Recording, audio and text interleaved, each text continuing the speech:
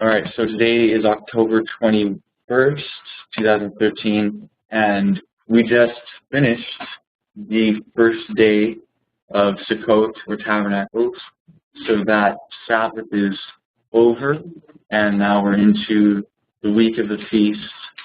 So it's been good so far. I'm sure it'll continue to be really good. So anyways, we'll have a prayer and kind of summarize something.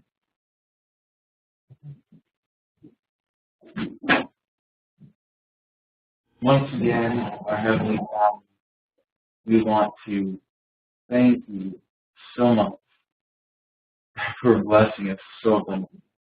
It's been such a wonderful time with everything as far as what you've given us to learn, the fellowship that we have with each other, getting to meet everyone, the wonderful food, everyone who's doing everything to make this possible.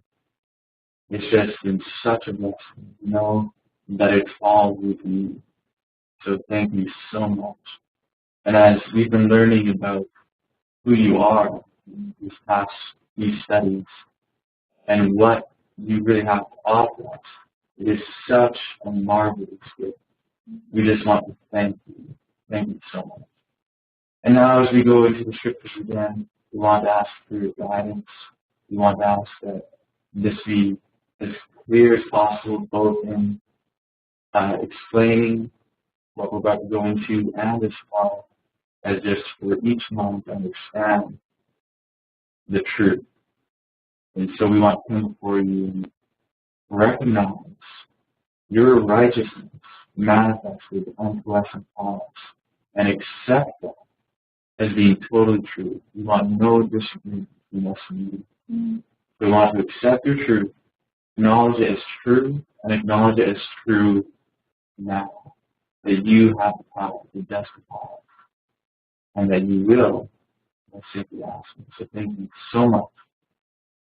All that we ask in the name of the branch, in Jesus. Amen.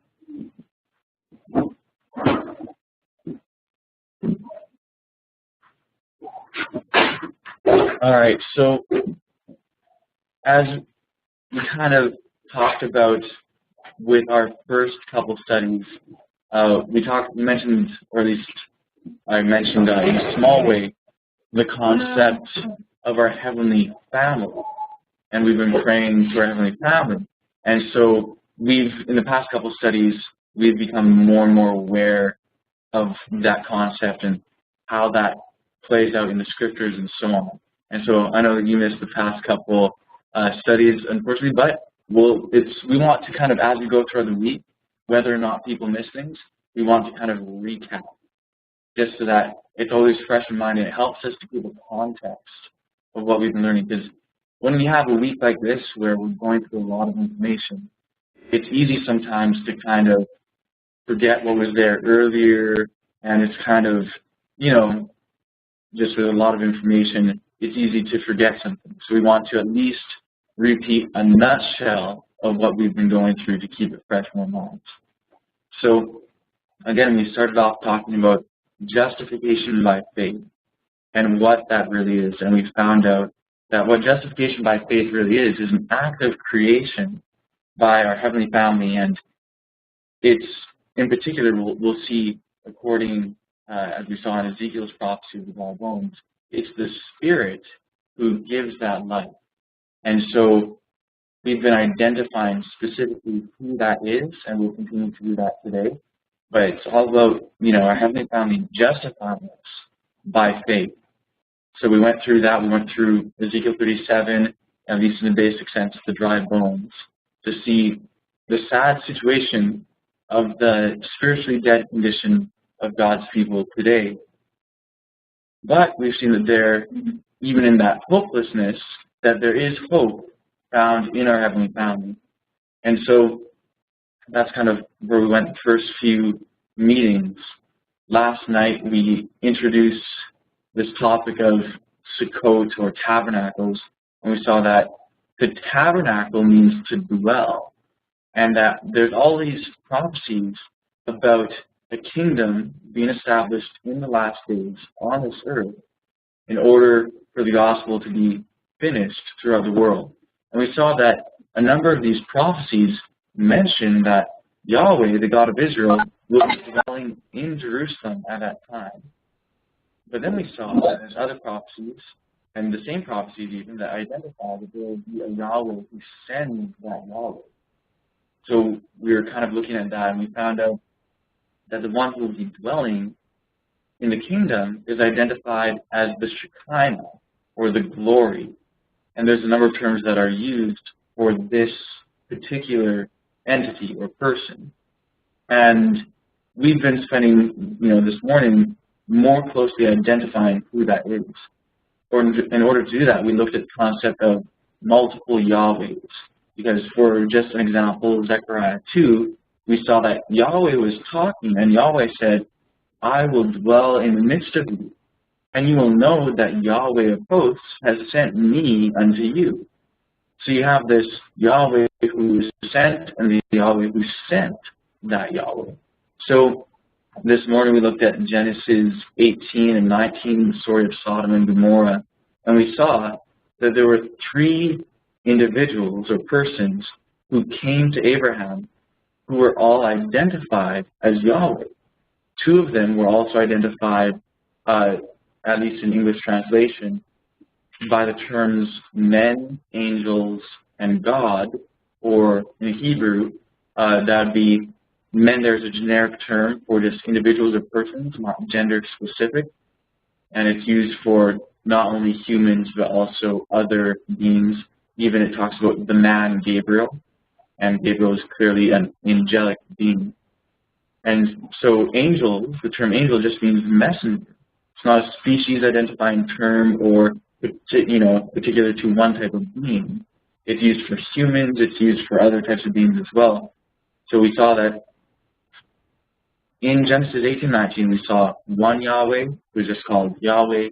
We saw these two other Yahwehs who were called also, again, messengers, gods, Elohim. We saw that was plural, and both masculine and feminine, as well as men. So we have these different terms. And then we saw that those three, who were all identified as Yahweh, spoke of another Yahweh in heaven. And Genesis 19:24 says, Then Yahweh rained upon Sodom and upon Gomorrah brimstone and fire from Yahweh out of heaven. So there we see Yahweh raining down fire and brimstone from Yahweh. So in that passage, for that particular verse, two Yahwehs, one clearly in heaven, and the other, as we saw in the context, was on earth and had just left from talking with Abraham. And then the other two were there and they went to Lot and dealt with him and his family and so on. So that's just a recap. We saw four Yahwehs, and then we went through to identify who those four Yahwehs are. So here's Yahweh our Father. The first one is Isaiah 63, verse 16. Doubtless thou art our Father, though Abraham be ignorant of us, and Israel acknowledge us not. Thou, O Lord, or O Yahweh, art our Father, our Redeemer. Thy name is from everlasting. So there we have Yahweh clearly identified as our Father. The next passage is the reading of Isaiah chapter 7, verse 11 from the Dead Sea Scroll. And this is one passage. We're going to look at two others tonight. This passage, again, the reading from the Dead Sea Scroll says, Ask thee a sign from Mother Yahweh, your goddess. Sat it either, or sit it either in depth or in the height above.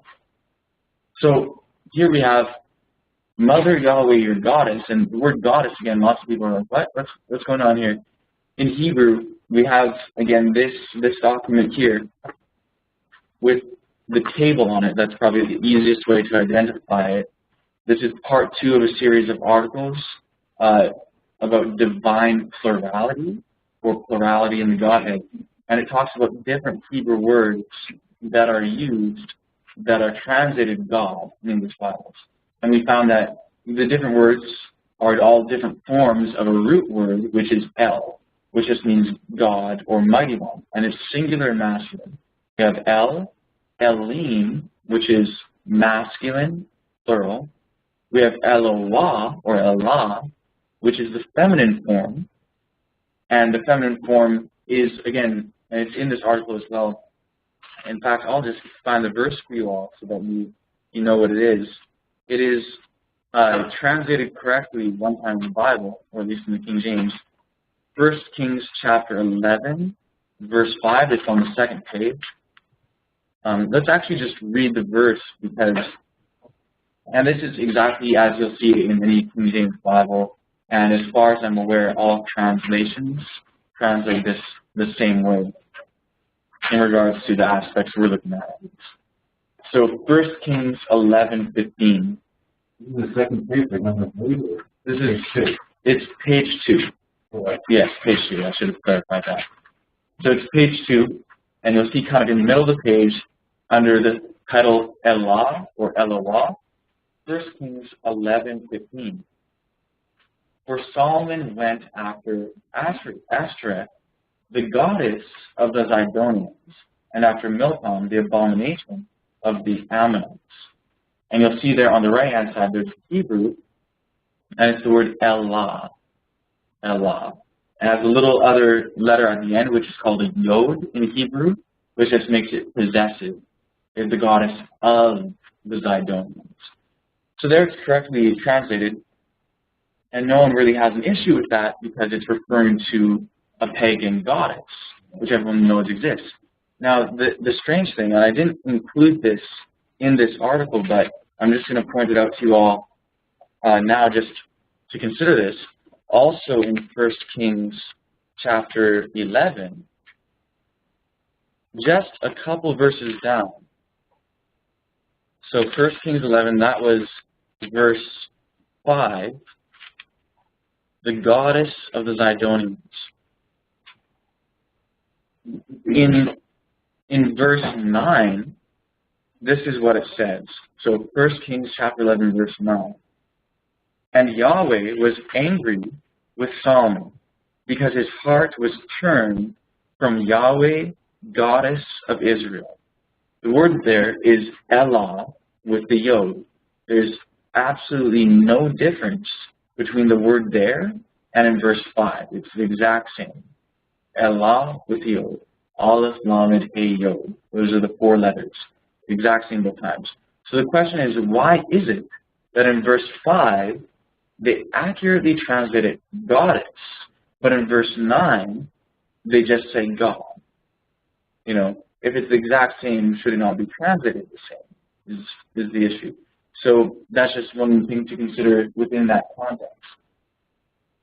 Now, the next passage here that we're going to look at is dealing with Yahweh, our brother. So there we saw here Yahweh, our father. That's something that is not really contended. Yahweh, our mother, which we just gave one quick thing about that. We'll be discussing that a bit more. And then we have Yahweh, our brother, which is, of course, Jesus Christ. He says, I'm not ashamed to call you brethren or brothers. He's the Son of God. So if God is his father and our father by adoption, then he would be our brother by adoption because he's the Son of God. So we quoted one passage here. The reason why this passage is quoted is because this is one where reading the context easily identifies the one here as Yahweh. But it's also easy to show that it's Jesus Christ. So Zechariah 12:10 says, And I will pour upon the house of David and upon the inhabitants of Jerusalem the spirit of grace and supplication. And they shall look upon me whom they have pierced. And they shall mourn for him as one mourneth for his only son. And shall be in bitterness for him as one that is in bitterness for its firstborn. So we see where it says, and they shall look upon me whom they have pierced. That's clearly Jesus Christ. And Jesus Christ, in this passage, again, reading the context, going back to the beginning of the chapter, it's clear that the speaker is Yahweh.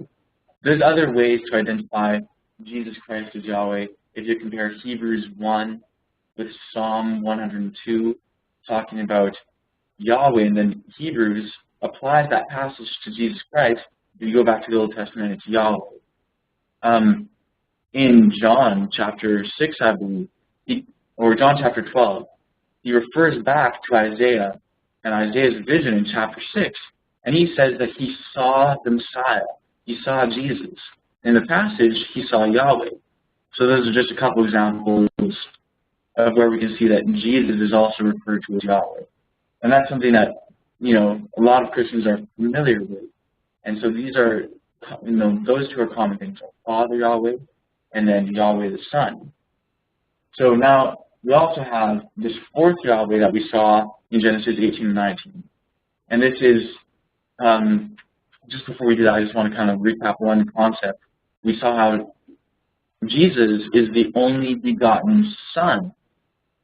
And we know that he, in Hebrews chapter 1, verse 6, he's called the first begotten. And we also understand the reasoning and just the pure simplicity of where there's a first, there must be a second. Otherwise, it would just be called the only, called the first. So if we have a first fruits, we have a second fruits. These are familiar concepts for most of us here. If we have a first begotten, we have a second begotten, right? So Christ, he was the first begotten child of God, Hebrews 1:6. Many passages say that he is the only begotten Son. So if there's a second begotten, because there's a first begotten, but he's the only begotten Son, the other begotten child must be a daughter, right? And so these are some of the things that we've been considering. So these are new concepts, but kind of things that we haven't heard, but we're looking at it, and we're seeing evidence in the Scriptures. And we will see more evidence as we go. We talked a little bit at the end about wisdom, and wisdom is what we'll be looking at in more detail tonight. And tomorrow we'll also be looking at that from a slightly different context, but we'll be looking at it. One of the things, though, I wanted to mention is right here in our passage, Yahweh, our sister, if you'd like to scroll down a little bit. We quoted 1 Samuel 4:4, which says, "So the people sent to Shiloh, that they might bring from thence the ark of the covenant of Yahweh of hosts, which dwelleth between the cherubim. And the two sons of Eli, Hophni and Phinehas, were there with the ark of the covenant of God." Now, we also looked at other passages which talk about Yahweh dwelling between the cherubim. Psalm 99, verse 1, Psalm 80, verse 1, Numbers chapter 7, verse 89 to chapter 8, verse 1, also identify this one sitting between the cherubim as Yahweh. And we saw that that's not Jesus Christ, because we saw that this one who dwells between the cherubim, according to Ezekiel 43, is the one that will dwell in the premillennial kingdom, whereas Jesus Christ is still in the heavenly sanctuary. We saw the Father also is in the heavenly sanctuary at that time. And we also saw that there's this Shekinah above represented by the rainbow in Ezekiel 4. Go ahead. Or Revelation 4. Our sister's not with us right now, but well, this is something that we'll be covering more. There is, when we look through Revelation 10, we'll see this idea of the return of the Shekinah. Then there's something else, which is the manifestation of the Shekinah. So what we understand and what we will be getting into is that the Shekinah has returned and is here among us, but that she is not yet manifested in her glory. And that will take place, and she will be there in the kingdom, and that's all wrapped up in something that we might call the first deliverance, or the deliverance, and wrapped up in that time. And that there's a point there where something quite dramatic takes place for the kingdom to be established. And we understand the concept of the kingdom in the land of Israel. But how is it that those who are in the land leave the land? And that's all wrapped up in this topic, as well as connected with some other things. So we'll be likely talking about that at some point. Even those who are in the land now have been yes.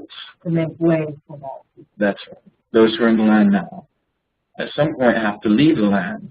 And how does that happen? So So this is kind of summing up some of those concepts. And what we saw concerning the glory, this glory is equated with the Shekinah, which was also in Exodus 25, the angel of the Lord who had the name in her. And we say her, and we'll address the issue of gender more as we go.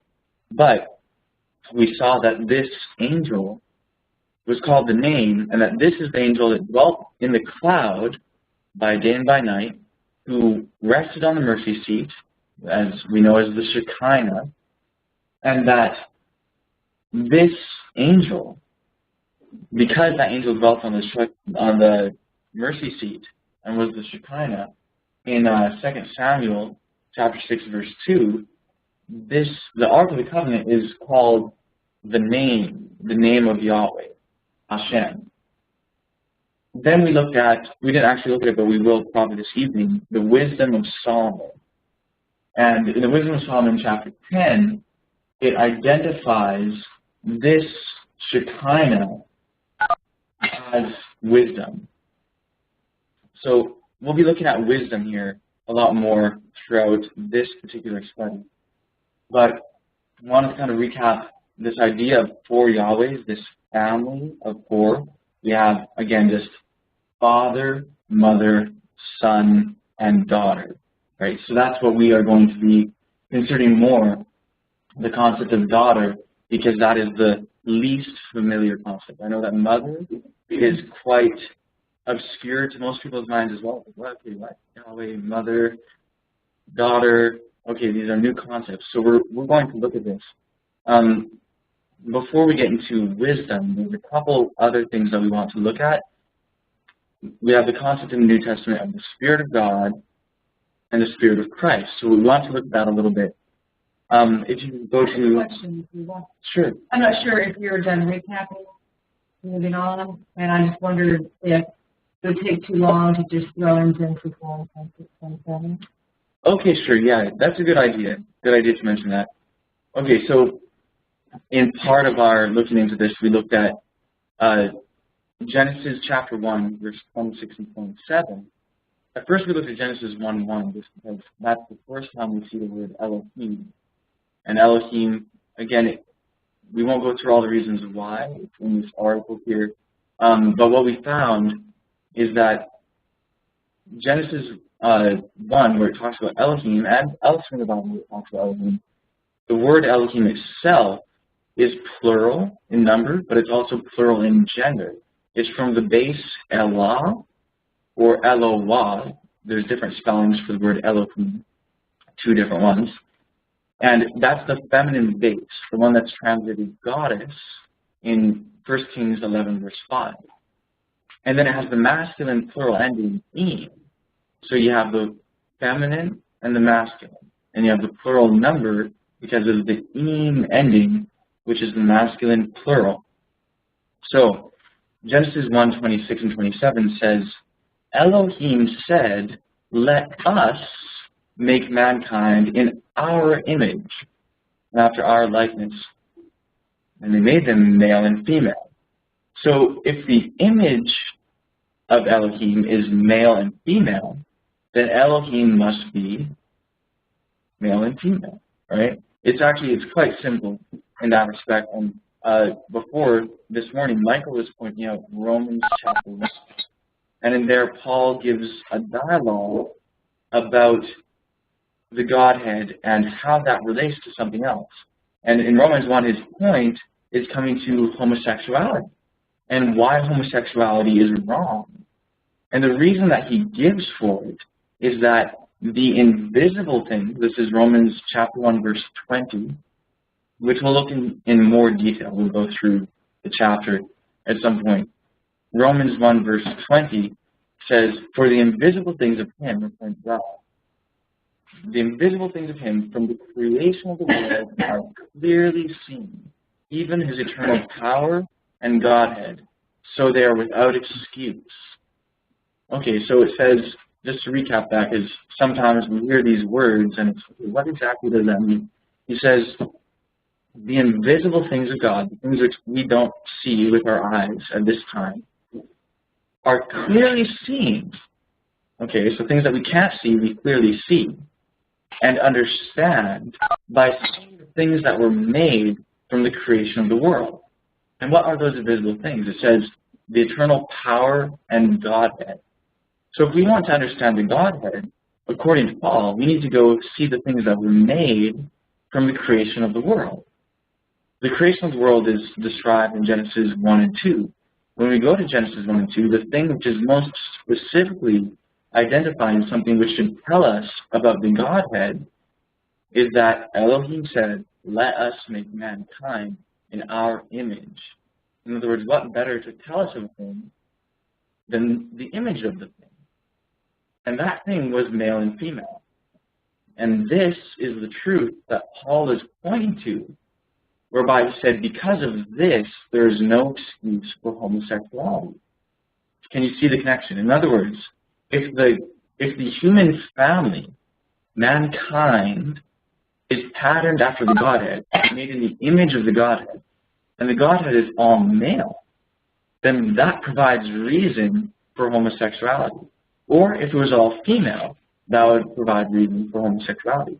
But since there's male and female, and since we are patterned after the Godhead, that shows that our design is to be male and female together, right? So that's the reasoning that Paul was giving in Romans chapter 1. So that's giving a basic understanding. Thank you for pointing that out, because that's a good thing to throw in to summarize this whole idea of our heavenly parent. Go ahead. That was kept in mind when I read He made man in his own image. Male and female. Male, so man is male and female. I have kept that. I don't think it's just all male. Right. I think that's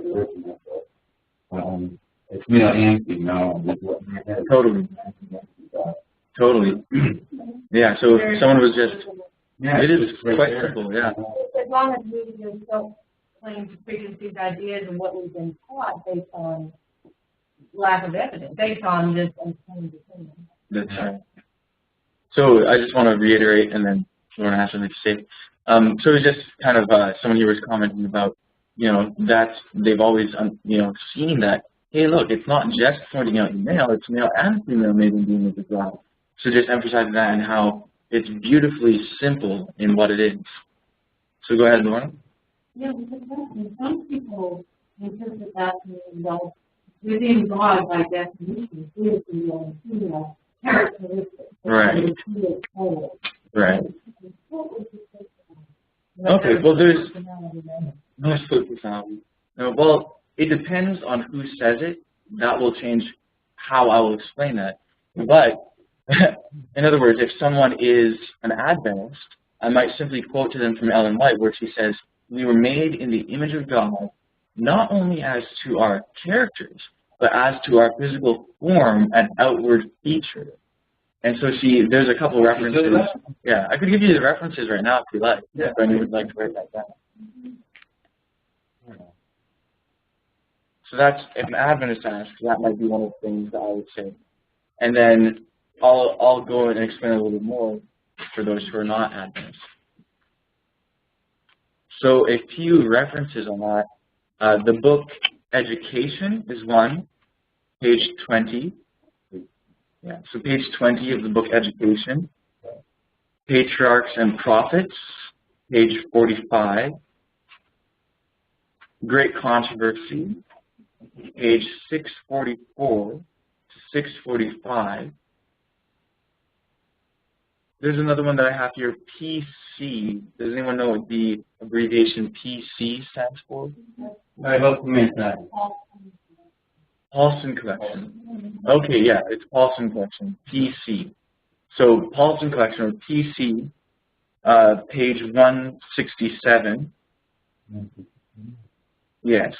And then also I just noticed there's also Education, page 15. I should have mentioned that before. So those are a few references from Ellen White where she discusses. She explains it. She uses different terminology in each of those references, but she clearly says outward form and physical feature. Now, all of the early Adventists taught that quite clearly. And in fact, the early Adventists were quite strong defenders of what they called the person of God. What that means is they understood the term person to mean a physical body. And they would use this passage to say, look, according to this, we were made in the image of God. And if we are physical persons, then God must also be a physical person. Right? So the early Adventists understood this because they were, as we discussed, materialists. Not in the sense of being greedy for wealthy possessions and so on, but they believed that everything is physical, that there's no such thing as a non-physical anything. So we can look more at that as we go on, and I just think that, yeah. Well, that why would God have something that's not even of Him? Right. In the sense of, why would He make something that's not of Him? Right. Yeah. Especially if the whole purpose is about relation, and when we look at the purpose of our creation and see how we're made in their image, there's just such a beautiful, it goes both ways. There's purpose for us to be made like that. And our purpose is to be their image. Our purpose is to be their image both as far as, outward form, physical feature, but also we need to be made like them in character, right? We need to be morally in their image and the rest of it. And Ellen White talks about the moral image in man. And she actually talks about how nothing else, I think she talks about self-abuse, and I think she says there's no other thing that defaces the image of God than sexual impurity and corruption. Why would that be? Why would that be that it's the sexual corruption that defaces the image of God in man? Interesting thing to think about. Yeah, it's more than one. Yeah. Yes.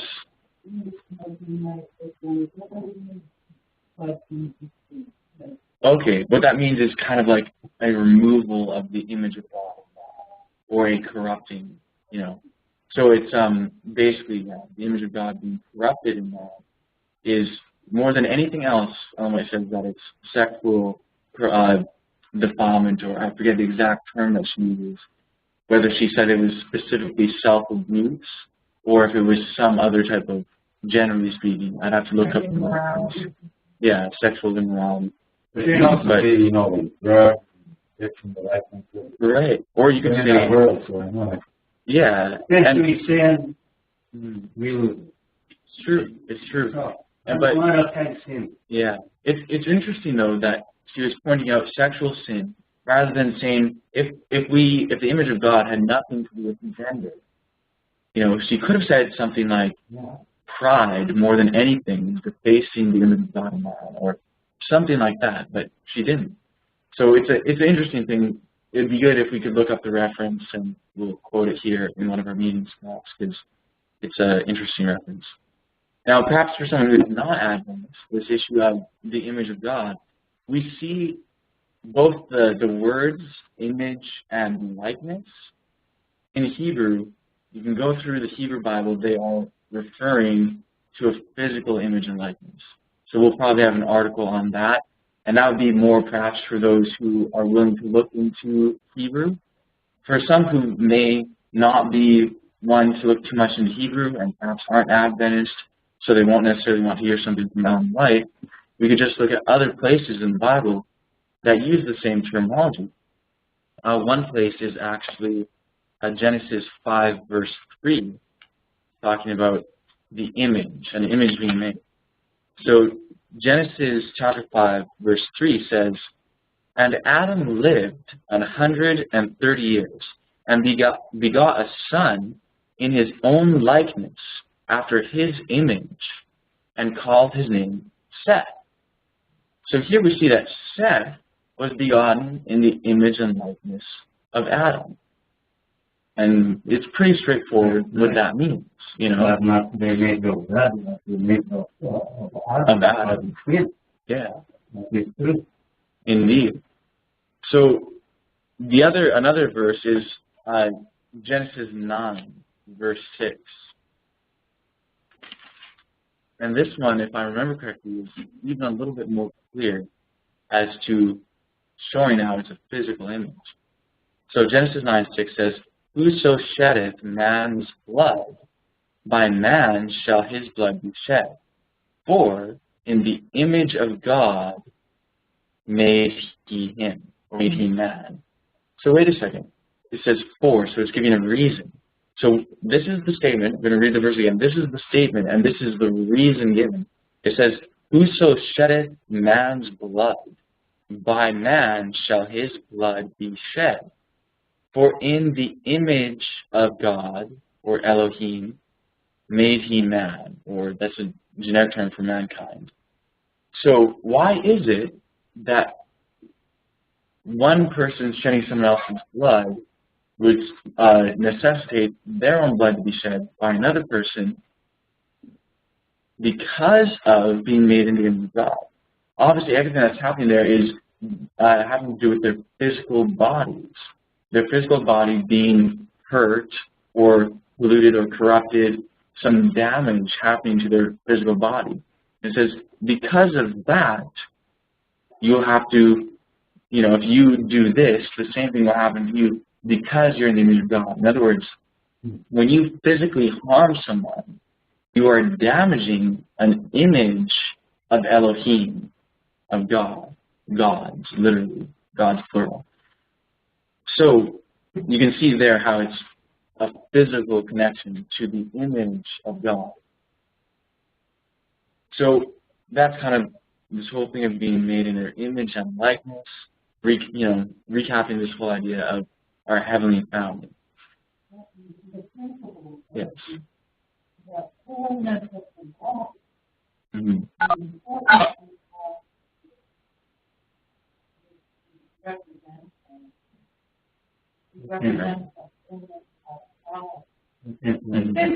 Yes. Okay, so I just want to repeat for those online. Lauren was pointing out that the principle there is that the wholeness of one's body is a representation physically of the wholeness of God's body, or we could say God's bodies, as we've been seeing.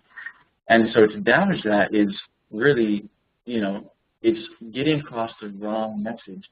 And this, just reminds me in principle of the idea of Abel offering a sacrifice and Cain offering another sacrifice, but it was a bloodless sacrifice. And you see, just the principle of that is what he was doing is not capturing the symbol that was intended, right? Cain was doing something that was other than the reality. In other words, our bodies, just to draw the principle of the connection, we are representations or symbols of Elohim. And in that, to damage it again is contributing to a false representation. In other words, and this is, how we ought to be kept pure and so on, because we are representing pure gods of whom we are in the image and likeness. So it's kind of the same principle there. Mm. Mm. Yeah. And those who are restored are referred to as men wondering at. Mm-hmm. Well, obviously other men are wondering at. Right. What should they be wondering about? Something that they see Mm-hmm. or hear or to do with the way they are presenting it. Right. Yeah, so Lorna was just pointing out about in Zechariah 3, when it's talking about this restoration, it talks about how those who receive it are called men wondered at. So obviously they are wondering at something that they are seeing or hearing, or something's happening. And in truth, it's the wholeness that they see. They see that these people are being restored in all ways. And part of that is, of course, never man spake like this man, like they said of Christ. And how are they having this victory over sin? And wait, how are they having such victory and a magnificent restoration from disease and from all forms of illness and the rest of it? And so, it's a full picture. So that's definitely where we're headed. What we see, in considering all this, is, we're looking at our Heavenly Family, we're seeing about justification by faith, and we're going to be looking at these things more. The two members, I should say, of our Heavenly Family we're at least familiar with are the feminine members, mother and daughter. So what we want to do is look at just a couple things here relating to that. But before that, I want to look at something from Ellen White about the Apocrypha. And this will kind of just give us a frame of reference for something worth considering. Now, if you could pull up the manuscript 5, that would be great. Now, we won't read this whole thing. We could send these files out to people if we want. We're going to look at this because it relates to the Apocrypha. Now, for those who don't know what the Apocrypha is, this is an Apocrypha right here, and it is about 14 books. There's different Apocryphas with slightly different numbers. This one includes not only 1st and 2nd, but also 3rd and 4th Maccabees. These books were included in most Bibles for centuries.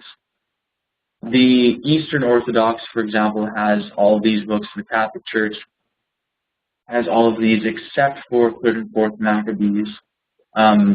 The Ethiopian Orthodox Church also has all these books, plus the Book of Jubilees, the Book of Enoch, and also some others. There's Psalm 151.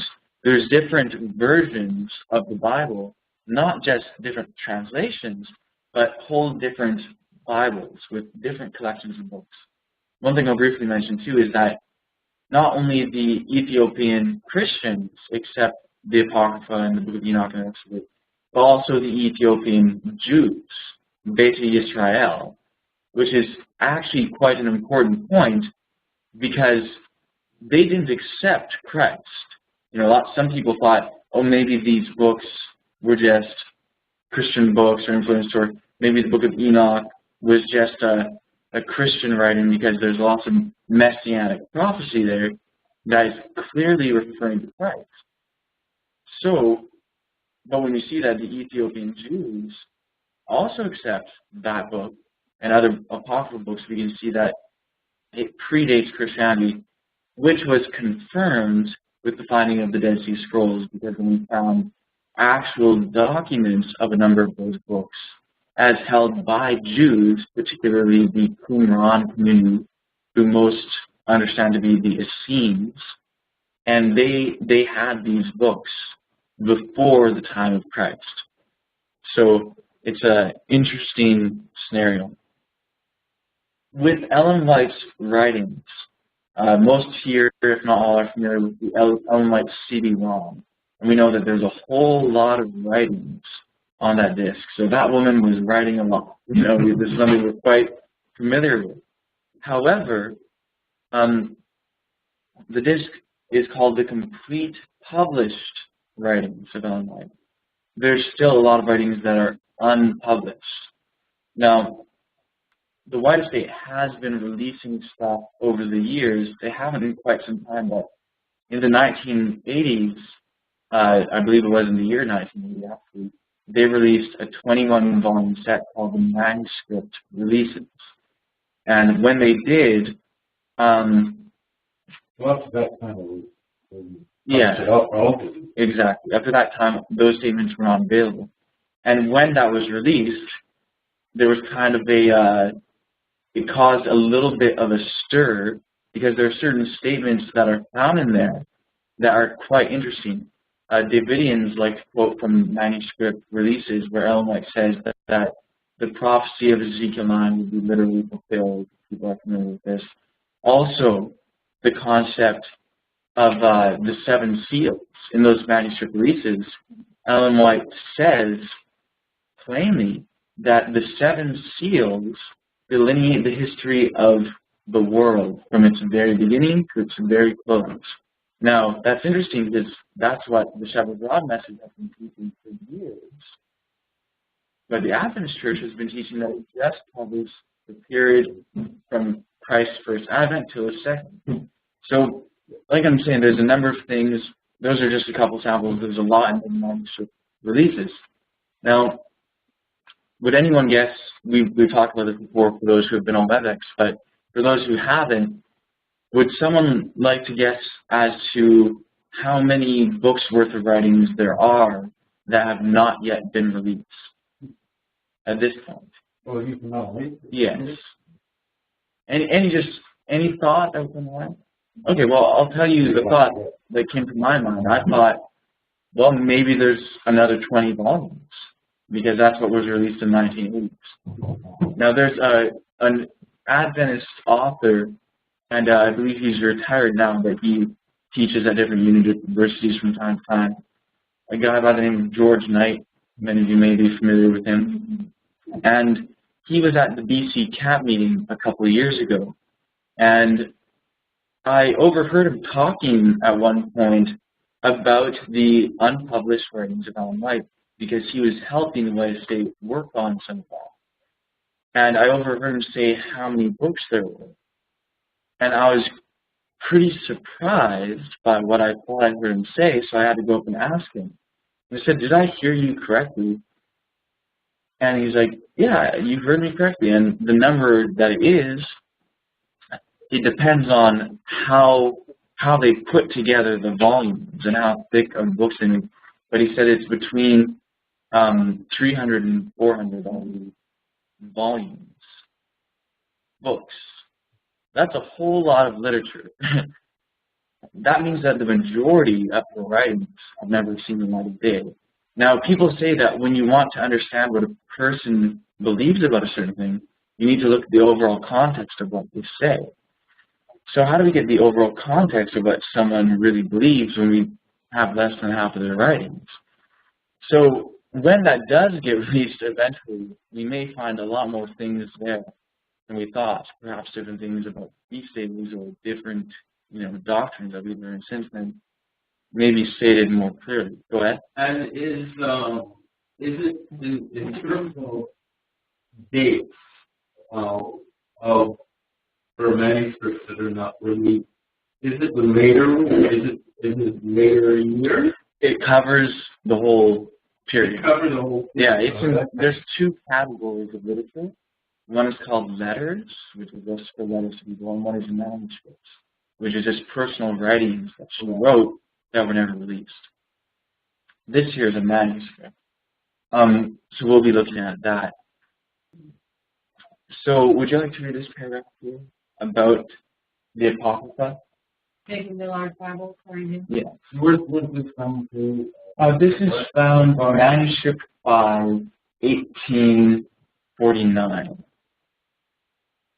So this is one that's unpublished. The next one that we'll look at was published in the manuscript releases, but they put a note there explaining it away. But with both of them together, you can clearly see the context. So if you'd like to read that. The parts in parentheses. Right, the parts in parentheses were part of the document that whoever the anonymous person was that went and scanned it, that was part of the document. However, it's unknown who actually wrote the part in parentheses. Seems like it was written a long time ago, whether Ellen White had someone write it down for explanation or whether someone else just wrote it in or whether she herself wrote it. It's not totally clear. So just keep that in mind. In the Bible, and Augustus still like a person. Yeah. Oh, that's the paragraph of the Bible. Yeah. In the Bible, and Augustus still. Right. So that's what that is, and that's when I've read this before, the impression that I got is that the person who put the parentheses was someone who was there. Because this is remarks that she made in vision, okay? And so she was having vision and she was making all these remarks, and someone's explaining this is what she was doing while she made these remarks. So putting the Bible on hand, I get it now. and then it could have been her editor. Yeah. Right. Yeah, I forget her name. Mary. Mary, yeah, I think it is Mary something. Yeah. I should mention that briefly first. This here is a facsimile copy of a 1611 King James Bible, right? Facsimile copy, so it's just like how it was, and it contains the Apocrypha within it. So the King James Bible initially did, and most Bibles did, until the 1800s. That's when it became standard print Bibles without the Apocrypha.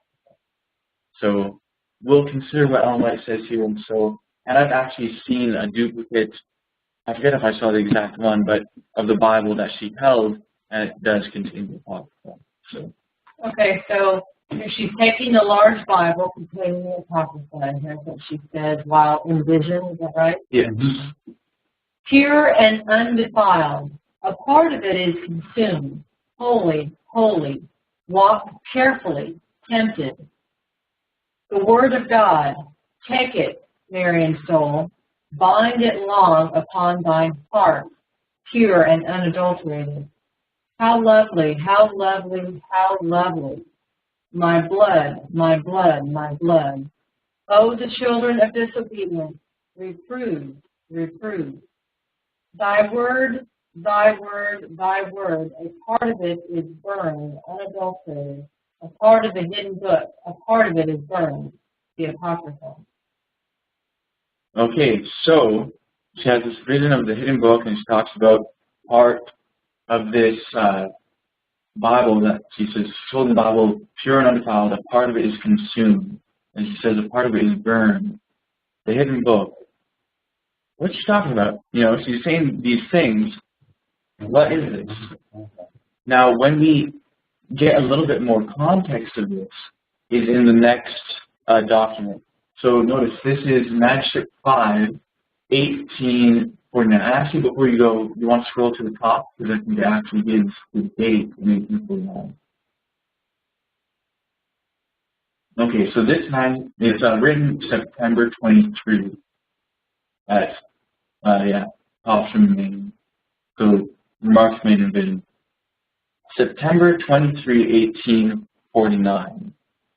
The next document is found in Manuscript Releases, Volume 16, page 43. And it's also Manuscript 4, 1850. So we can go there now.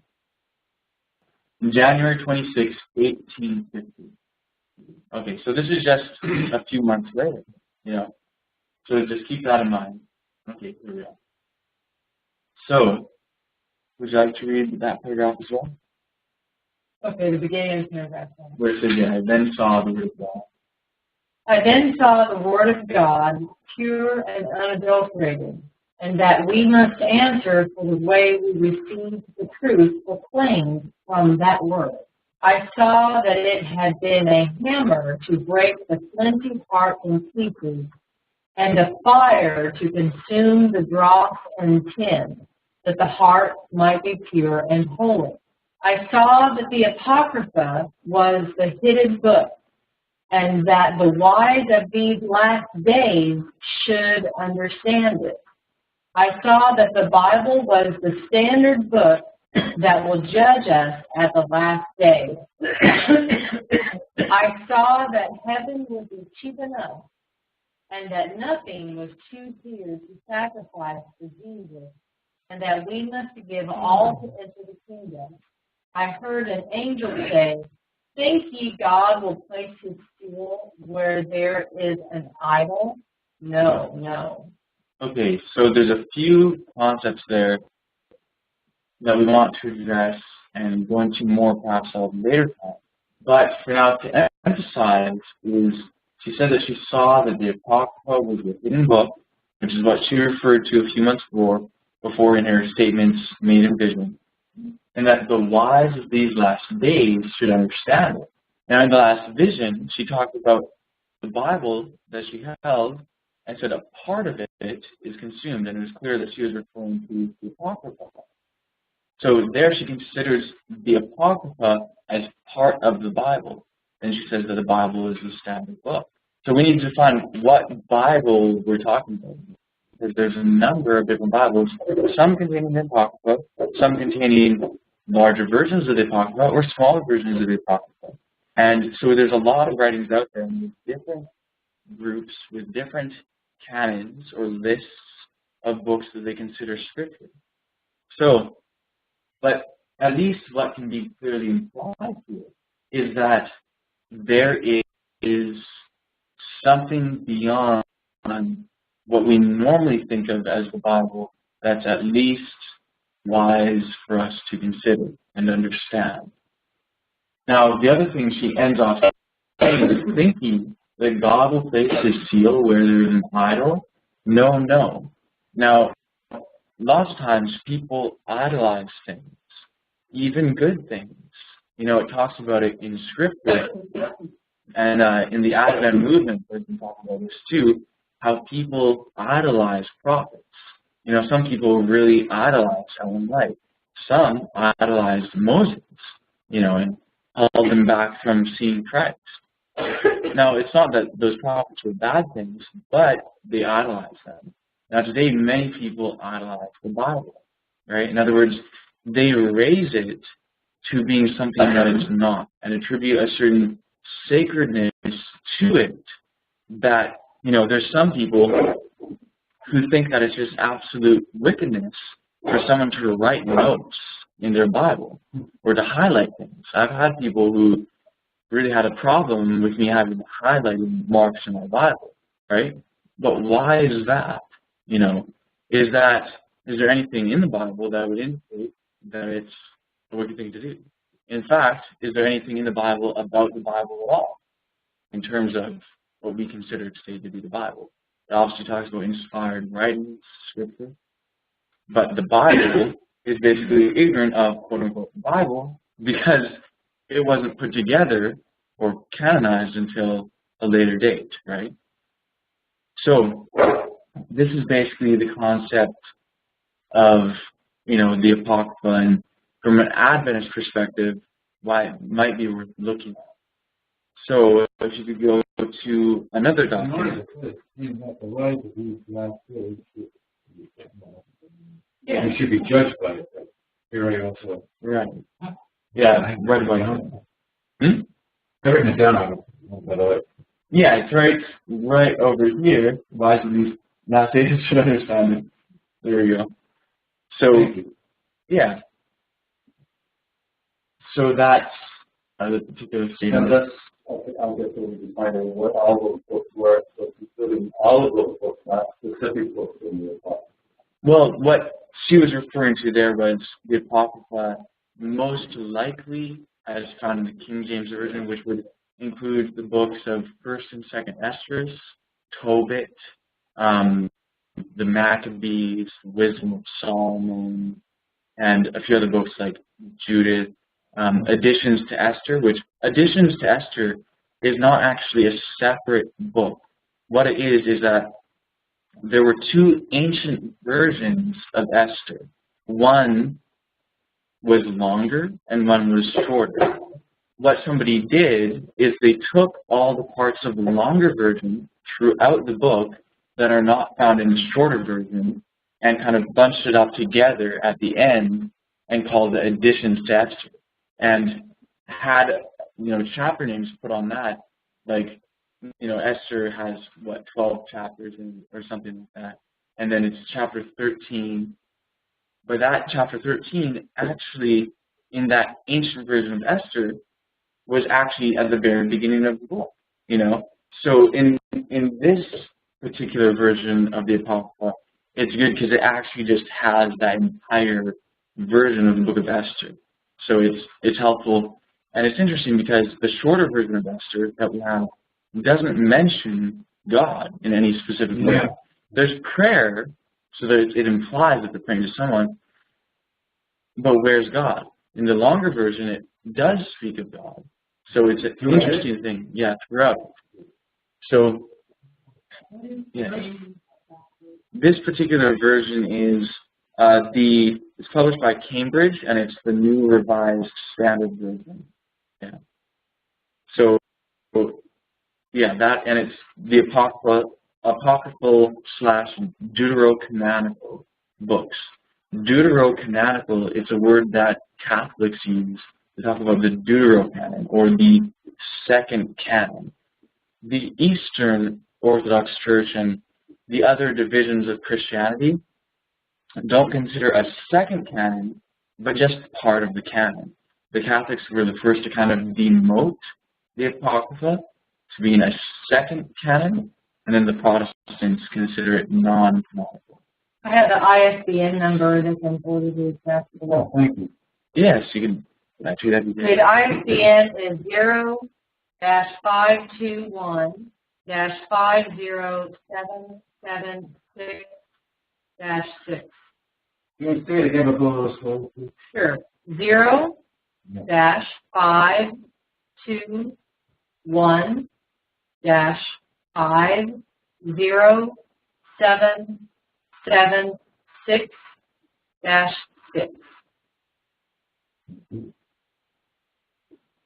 Okay.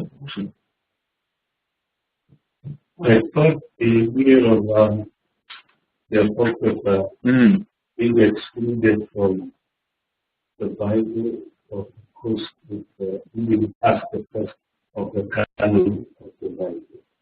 Also, we see that should be at least a real outcome. Right. And I thought it was not, just like you mentioned in the first one, I thought I read it, and it wasn't, truly divinely inspired. But that's what I think here. Right. A lot of people think. Well, and here's what you're addressing there. Here's the thing. When we say it wasn't included in the canon of the Bible, that is only true for about 30% of Christianity. About 70% of Christians across the world, the Apocrypha is part of their canon. That's something most of us here in North America are unaware of. Even at this day, those are today's numbers. In the past, it used to be even higher that did accept the Apocrypha. So why is it that it's in some canons and not in others? And the other question is, who is to test, in other words, who is the one or the ones who are to test what is canon and what is not, right? Now, let me ask you, if someone comes around here today and says that they have a message from God, and they claim to have written something that's inspired, right? Is it okay for you to say, okay, well, someone needs to find out if that is inspired or not? Is it okay for you to say, okay, Tim, that's your job now. Tim, you're going to find out if this is inspired, and whatever you find, then that's what it is. Or do you have to go yourself and find out whether or not it's inspired? We all have to do it ourselves, right? This is what the concept of canon is doing. In the law of Moses, what we're told is that we need to test the prophets, right? What canon does, the concept of having a canon, says these are the set writings, we've found that these are the ones that are true, and we found that the other ones aren't inspired. So you don't need to do your research. You don't need to investigate for yourself, because we've already done it for you. That's what the USDA says about God. Yeah. We've already looked into that. Don't bother. We know it's Exactly. true. We'll save you the Exactly. So the concept, what we want to promote here is, I'm not here to say to you, believe the Apocrypha. What I'm here to say to you is, Ellen White has pointed out a few interesting things, right? And perhaps, not only perhaps, but according to the law of Moses and according to the New Testament and all the accounts of the prophets, these things need to be tested. In fact, according to scriptures, not only do these things need to be tested, but these things need to be tested. According to the writings of Moses, we were supposed to test Isaiah. We were supposed to test Jeremiah and Ezekiel and Zechariah and Haggai and Malachi and all the prophets. Well, what do?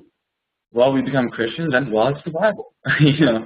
We kind of just accept it wholesale without testing it, And, not saying that that's always bad in all regards, but I'm just saying according to the law of Moses, we're supposed to test. So we need to test all these things, and we're supposed to test it with an equal standard for each book. Lots of times people will reject apocryphal books. You know, people say, oh, well, those books are dated to this date. It couldn't have been written by Solomon, or it couldn't have been written by this person. Well, if you listen to the same scholars who told you that it couldn't have been written by this person because it was written too late, if you listen to them about how they date the writings of Moses, then apparently it couldn't have been written by Moses because the Pentateuch, the writings of Moses, are only from about 400 BC, according to those scholars. You know, so in other words, we have to use equal standards of measurement. So that's the thing about these apocryphal books. We have to investigate each one individually. If we find, let's say we open up this book and find one book. Let's say someone investigates Tobit, and they find out that it's not inspired. I'm not saying it is or isn't. I'm saying to investigate. Just for a hypothetical example. That doesn't mean that everything else that's published in these pages isn't inspired, because that was a separate book from these other books, with a separate author and the rest of it. Yeah. So it's risky. I know my one time the Bible seems to be out of fashion. The sci-fi allowed us to append more books than so that we can be on time and in fashion. Right. So how are we? You see, when they say that the 66 books pass the test of the canon of the Bible, right? We settled down for that to be the truth. Now, it's a bit risky for us to incorporate others, even when we invoke the name of Sister Went. Well, how about this? To think about another way. You know, before you move forward, sure. What are we going to use to test the truthfulness of these books? Yeah, because I think that the previous one is where Apocrypha is kind of considered outrageous, and right. Some of it, I mean, it doesn't make sense. Right. And it was attributed to a book for the Catholics. Right. Now, that is what you might read in some modern Adventist books. If you read the books of the Adventist pioneers, it was very, very common for them to quote from the Apocrypha freely as they would any of the other books in here, and even include it in their scriptural references. As far as you look at the scriptural index, and it'll say Old Testament, and you'll be reading, you know, Isaiah, Jeremiah, Ezekiel, Daniel, Zechariah, Malachi, Tobit, Esdras. It'll just keep going into it naturally, not even distinguishing it as the Apocrypha, just as part of the Old Testament. James White quoted from it quite frequently. Ellen White, in A Word to the Flock, she referenced it, and her visions are almost the same, or at least one of the visions there is almost the same in some places as recorded in the book of Esdras. And also the New Testament quotes from the Apocrypha quite often and references to it quite often. We'll look at that a little bit. Okay. And Jesus as well. Now, so those are some concepts. Now, the other thing, when you say, how do we test these books, right? So how was it that the people in the time of Christ were supposed to test the writings of Paul? Scripture says to law. Okay, to the law and the Testament. Right? The law and the Testament. Right. Right. The law came first. That's right. The law would be the Testament. Right. So, now, to go back a little bit further, how were the people in the time of Isaiah supposed to test his writings? And the reason why I say that is because it's Isaiah that said he belonged to the Testament. But how do you know that he's true? Right? So how were you supposed to test Isaiah? How were they supposed to test Isaiah, the people in his day?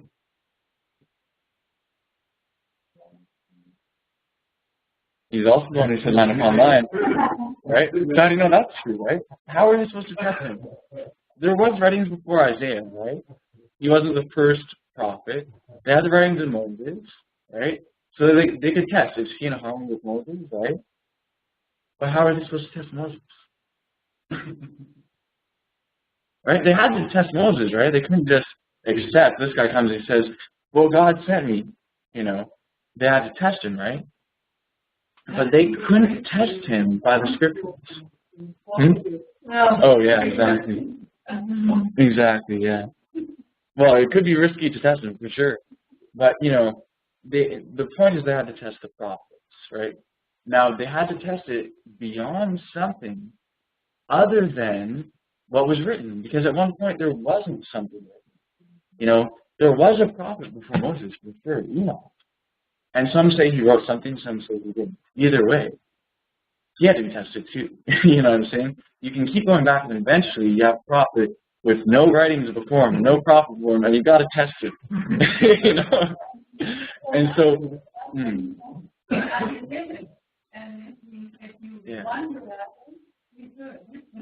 yeah, and we're going to look from the scriptures.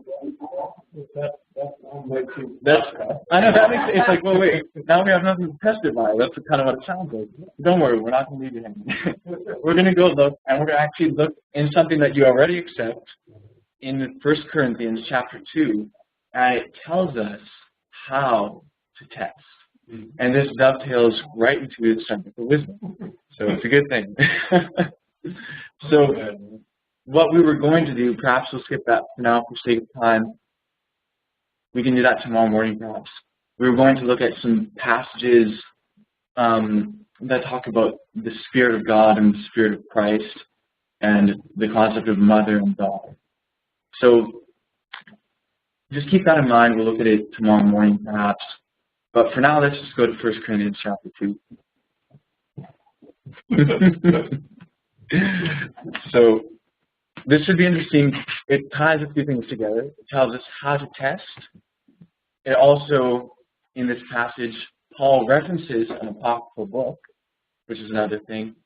And it also talks about wisdom. So all the three things that we're primarily discussing are wrapped up in this chapter, and it'll be good. We had thought we had already settled on how to test. Right. By what we have to do. Right. But it's happening so often now. You almost don't see how to test.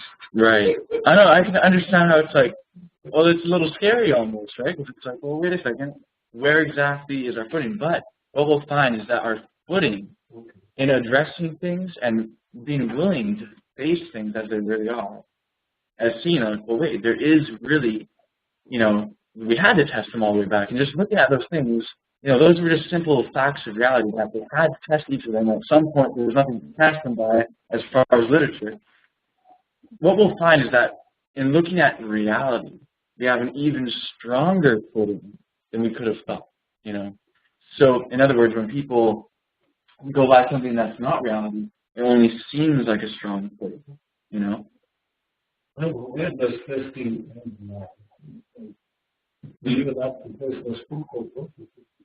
That's the spirit of prophecy. And it depends how you define the spirit of prophecy, right? But we're told if you mean by that the writing of Wilde, they had to test her, right? Like when she came around and started writing, people couldn't just accept, oh yeah, you're a prophet because you think, because otherwise, why didn't they accept? And some did, but if we were just going to accept Ellen White because she was a prophet and wrote things, then we should also accept Joseph Smith and every other prophet of the time. They had to be tested, right? And we do have the principle also in 1 Corinthians that the prophets are subject unto the prophets, right? So in other words, if Moses was found to be a true prophet, he had to be, you know, he had to have a message that came from Elohim, right, our heavenly family. And if that was a true message, then every prophet following him will have to agree with him, right? So in other words, testing things according to the scriptures is true. That's a good thing to do. We must do that. But we have to understand that there's an even higher principle that is in harmony with that, that goes further back in time than that, to a time before there was such thing as inspired writings. right? And this is what Paul addresses in 1 Corinthians chapter 2. Or it's a lesson we can learn from this. As you contemplate the teacher of testing, could think about would be the reason why some of our scholars have rejected Ellen White and translation that everywhere about his war leadership before they think you are so bad. I'll give an example of that. There was a man. Yeah, I'll repeat that. Okay. What was said is that, we have this whole situation, could this be because of misunderstanding or not having a complete understanding of testing prophets, why, many scholars and so on will reject Ellen White. And that is totally true. And one example of that is there's a man named Walter Ray. And he came out with a book called The White Lie. Now, before he came out with that book, he was the foremost scholar on Ellen White in the world, right? So he was in the Adventist. He was working for the conference, and he wrote a lot of books and compiled commentaries from Ellen White, and he was probably more familiar with her writings than any other person, at least at the time, perhaps even more so today. Very, very well versed in Ellen White's writings. And then he came to the conclusion that she was a false prophet. Even though he was studying his Bible and he was studying her writings, comparing all these things, right? He said, actually, there are some people out there who are very well studied, who read the Bible, they understand these things, as far as theory at least. They know the scriptures, and they compare scripture to scripture, and they'll come to the conclusion that, oh, yeah, Ellen White is a false prophet, or there's no such thing as the investigative judgment, or the Sabbath isn't true, or something. And some of these people are very well studied. What that shows you is that this thing of comparing Scripture with Scripture and to the law and the testimony, it is true, but only if you don't, like it says in the Proverbs, lean not upon your own understanding. Spiritual things are spiritually discerned, and this is what we're getting to in 1 Corinthians 2. Right? In other words, that process of to the law and the testimony is a true process, but only if it's a guided process. We can't be the king of our own mind and trying to figure it out. We have to allow the Spirit to guide us. So that's what this is about. So if you could scroll down to verse 7. Yeah, we can start at verse 7. So, if you'd like to read it, that'd be Through the rest of it? 7 through the rest of it. And actually, you know what? Just because there are a couple of translation issues or things that are just not so clear, I'm going to read it because I have notes on this. So I'm going to read the first 2 verses, and then if you could continue. Sure. Okay. So verses 7 and 8, and you'll see the differences. So we have this on the screen as it normally reads in the King James. It's 1 Corinthians, chapter 2. Okay, so I'm going to read it as it's, more accurately from the Greek, and then you can compare it here. And if any, have an issue or whatever with any of the differences in translation here, what we can do is we'll go back and see what Paul is referring to in the overall context of what he's saying, and we can say that regardless of how you translate it, whether exactly as it reads in the King James or how I'm about to read it, you can still see it's talking about the same thing. So we'll go back and see what he's referring to, and it comes to the book, The Wisdom of Solomon. So he says, "But we speak the wisdom of God in a mystery, even the one having been concealed, who God ordained before the world unto our glory, who none of the princes of this world knew. For had they known," the word "it" there is actually italicized in printed versions. It's not part of the text. Yeah. So had they known, they would not have crucified the Lord of glory. So had they known wisdom, we talked about this earlier today, had they known wisdom, they would not have crucified the Lord. Where does he get this idea, right? And we're going to go back and we're going to look at the book of Wisdom of Solomon, which is part of the Apocrypha, where it clearly delineates this whole thing in a lot of detail. So if they had known wisdom, this one who is concealed, right, and one who is for our glory, they would not have crucified our Lord. So do you want to continue on with verse 9? But as it is written, eye hath not seen, nor ear heard, neither have entered into the heart of man, things which God hath prepared for them that love him. But God hath revealed them unto us by his Spirit. For the Spirit searcheth all things, yea, the deep things of God. For what man knoweth the things of a man, save the spirit of man which is in him?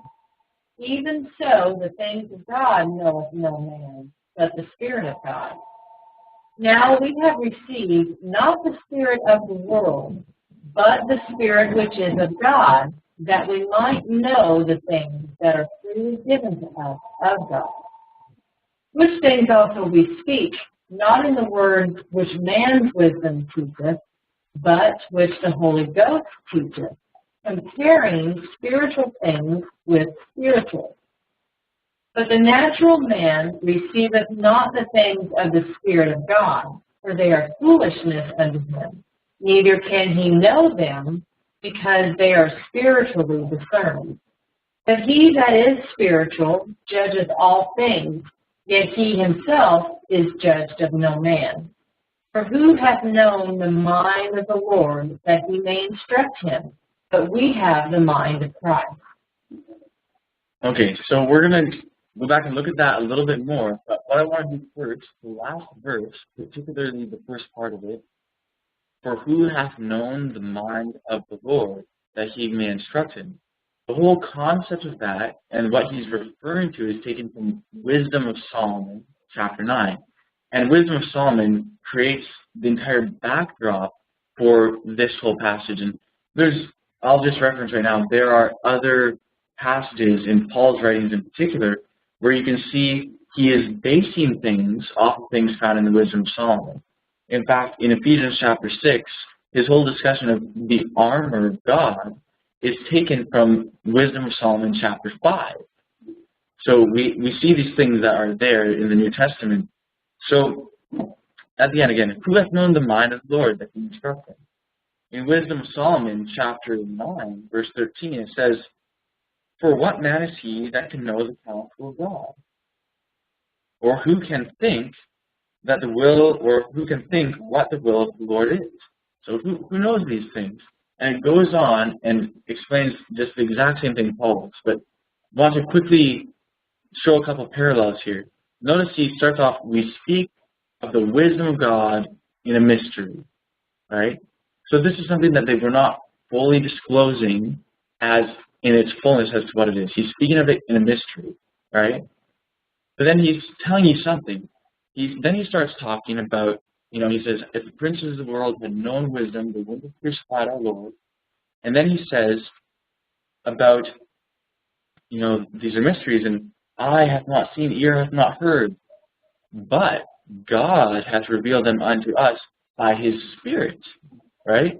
And then he goes on and says that the Spirit searches all things. The Spirit knows the things of God. This is a theme that's so much in the Wisdom of Solomon. 9:16? Yes. No, 9:13, sorry. Wisdom of Solomon 9:13.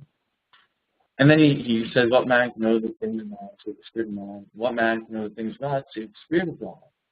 He says, ought we to obey the things which man's wisdom teaches, or the things which the Spirit of God teaches, the Holy Ghost?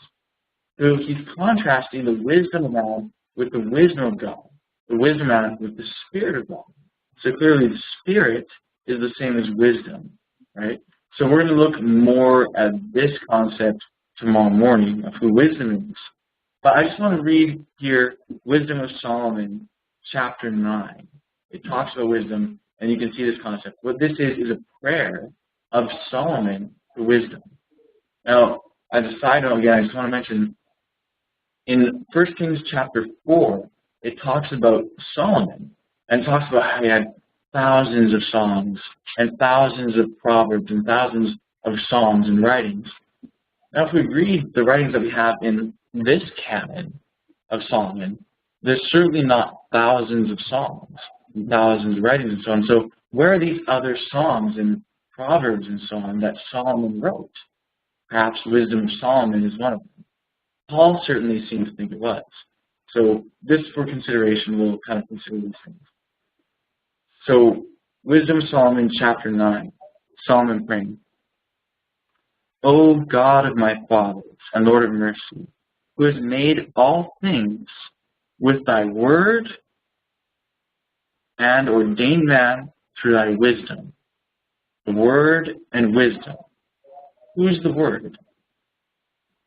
Right, and he made the world through Christ, right? It says that in the New Testament multiple times. So, made it through Christ and through wisdom. We're going to see this thing of the word and wisdom. And if we understand the word to be identifying a person, then what is wisdom identifying? So we'll look at this more tomorrow. And wisdom, that he should have dominion over the creatures which thou hast made, and order the world according to holiness and righteousness, and execute judgment with an upright heart. Give me wisdom, her that sits by thy throne, and reject me not from among thy children. I, thy servant, and son of thy handmaid, am a feeble person, and of a short time, and too young for the understanding of judgment and laws. For though a man be never so perfect among the children of men, yet if thy wisdom be not with him, he shall be regarded or nothing regarded, or regarded as nothing. So wisdom is causing people to be regarded as something. You know, if wisdom be with a person, then they will know the things. So we'll continue on here. Though thou hast chosen me to be a king of thy people, and a judge of thy sons and daughters, thou hast commanded me to build a temple upon thy holy mount, and an altar in the city wherein thou dwellest, a resemblance of the holy tabernacle which thou hast prepared from the beginning. What tabernacle is that? There, Solomon talking, he says, you chose me to be king and to build a tabernacle, a resemblance, because Solomon was told to build a temple, right, the temple of David, a resemblance of the tabernacle which you have prepared from the beginning. What tabernacle? The heavenly sanctuary, right? So this has these familiar concepts. And wisdom was with thee, which knows thy works. What man knows the things of God, save the Spirit of God. Just like we read. Wisdom is with thee and knows thy works, and was present with thee when thou madest the world, and knew what was acceptable in thy sight, and right in thy commandments. O send her out of thy holy heavens, and from the throne of thy glory, that being present, she may labor with me, that I may know what is pleasing unto thee. For she knoweth and understandeth all things, and she shall lead me soberly in my doings, and preserve me in her power. So shall my works be acceptable.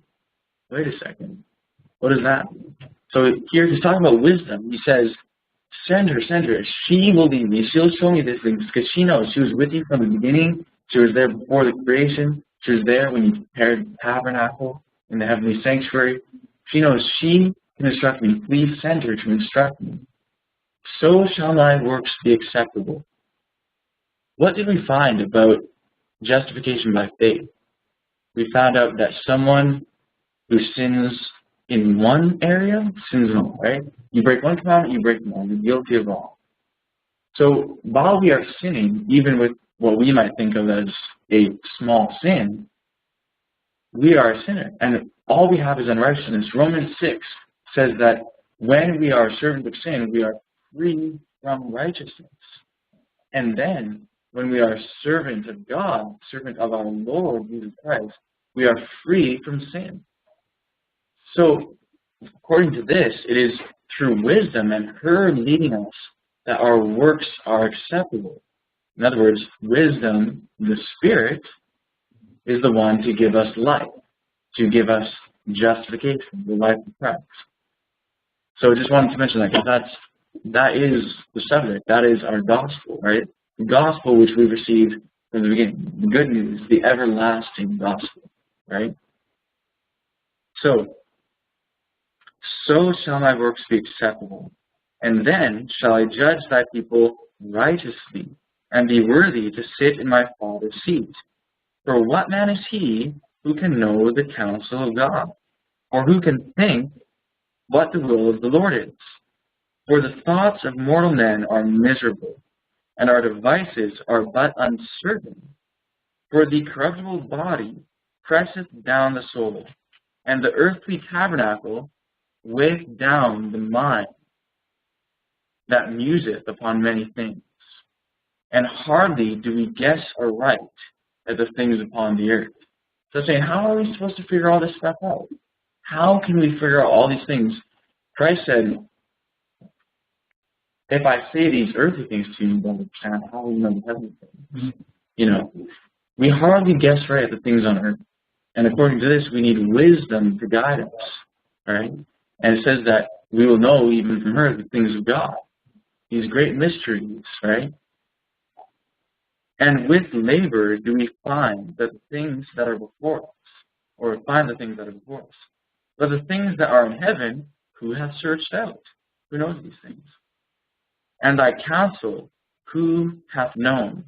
Except thou give wisdom, and send thy Holy Spirit from above.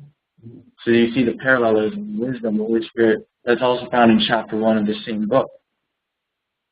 For so the ways of them which lived on the earth were reformed, and men were taught the things that are pleasing unto thee, and were saved through wisdom.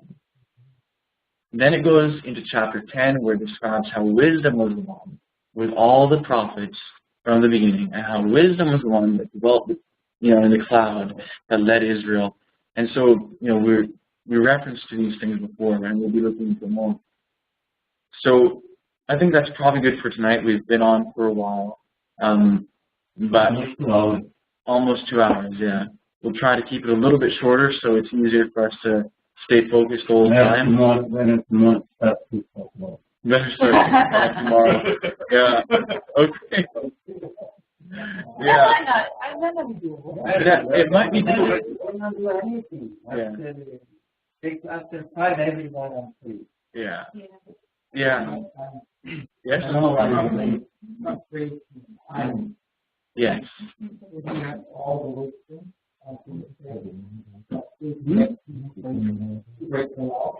Yes. Adam. Well, I'll put it like this: the man and the woman walked with Elohim in the Garden of Eden, so they had the sources of all knowledge and wisdom, and they had such wonderful opportunity to be kept from sinning forever, right? But we still have it today, and we always will, for all of eternity, have free will to choose what we will. And so they chose, even though they had these gifts, they had wisdom with them, but they still chose to go away from that. Same thing with Solomon. Solomon, then he went a-whoring after the other goddesses, and he forsook wisdom, So, and that's what it says. Again, Solomon, he received wisdom, and he wrote these beautiful things, and then he forsook wisdom. That's what we read in 1 Kings 11. It says, oh, the goddess of the Zidonians. Then it says, but Solomon forsook Yahweh, the goddess, same word, goddess of Israel. That's what happened. Go ahead. Well, interestingly, right. And yeah, I can see that it's time to add. Mm-hmm. What happened with Eve? Eve did not forsake wisdom in that she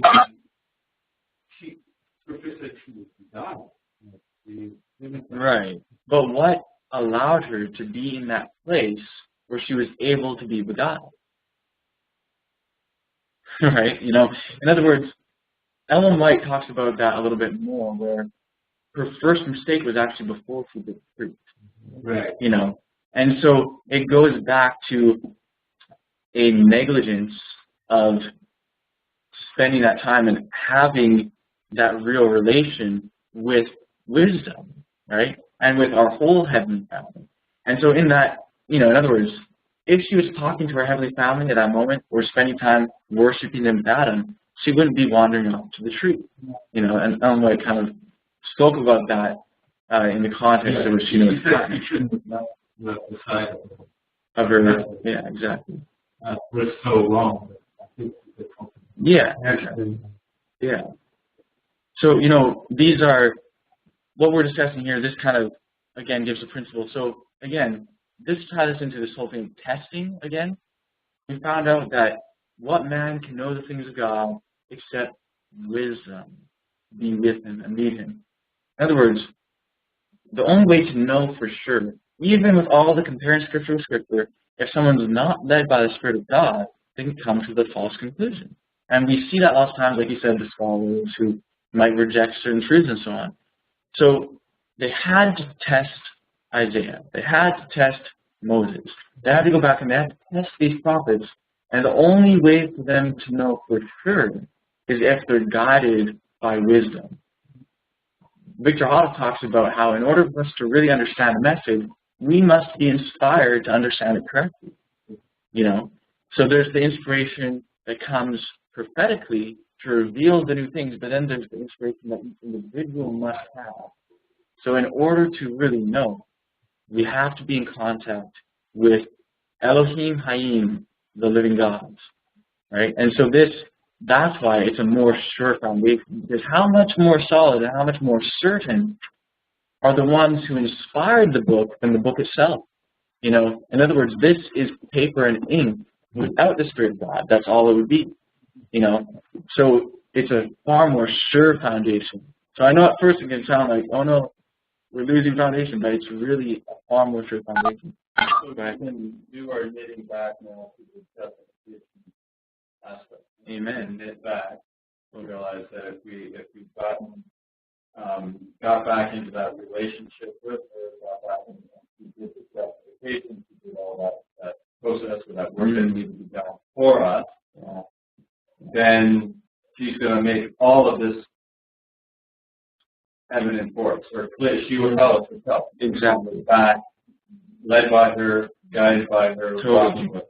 Totally. And she is easily found of them that seek her, as it says in Wisdom of Solomon chapter 6. We'll be looking at that some of that tomorrow, and we'll look at Proverbs in relation to her. And so this shows, you know, we have this concept of testing. We can see how Paul, we'll see this far more clearly tomorrow, how Paul was basing his discussion in 1 Corinthians 2 off of the book of the Wisdom of Solomon, particularly the first 10 chapters.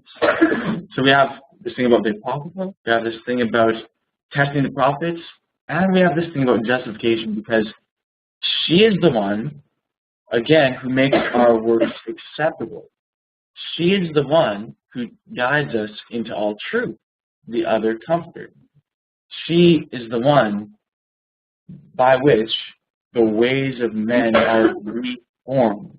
Right? That's, again, the same language that we see in Ezekiel 37. And by them, or by her, they are saved. That's what it said at the end of Wisdom of Solomon chapter 9.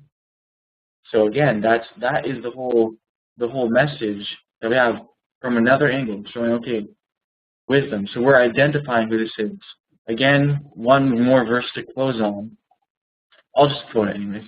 It's, for those of you who want it, we've referenced it before, Proverbs chapter 7, verse 4.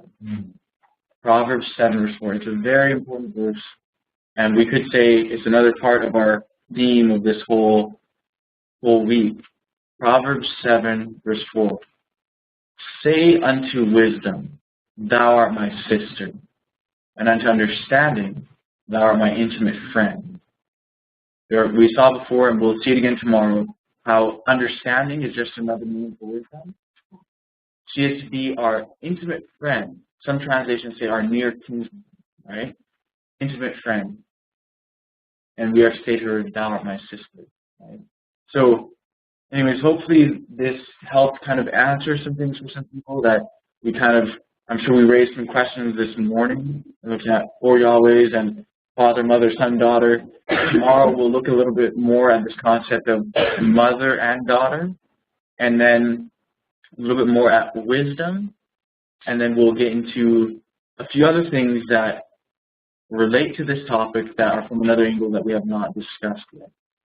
So, actually, maybe what we should do first, let's just have a closing prayer. Closing prayer, we'll get off that, and then we'll discuss it. Our beautiful Heavenly Father, again, thank you. Thank you so much. Thank you for the privilege of being able to even discuss these things which very few ears in this world have ever heard. And so we want to thank you. It's such a blessing to be here and consider these things and be able to go through and how you provided for us answers to the questions that we have. I'm sure you'll provide more and more.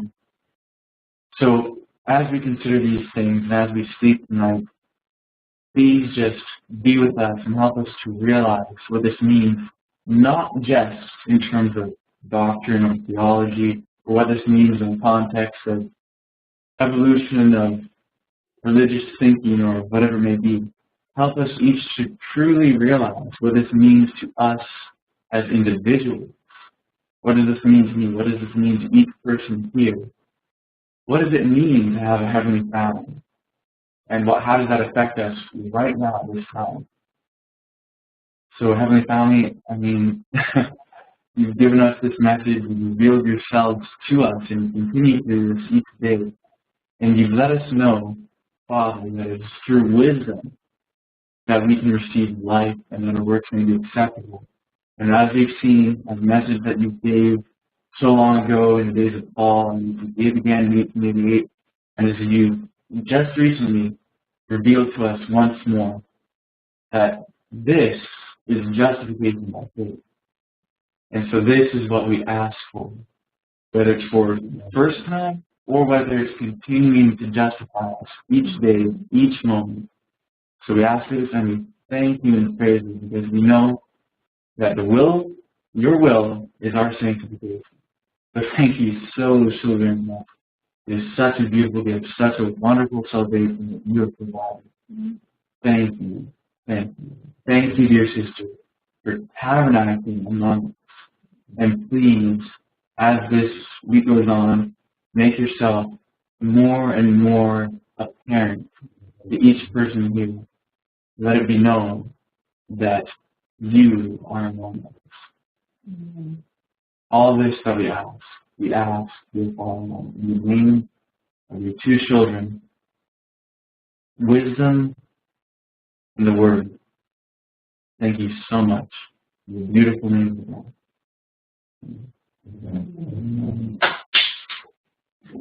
Amen. All right, blessings. Good night to you all.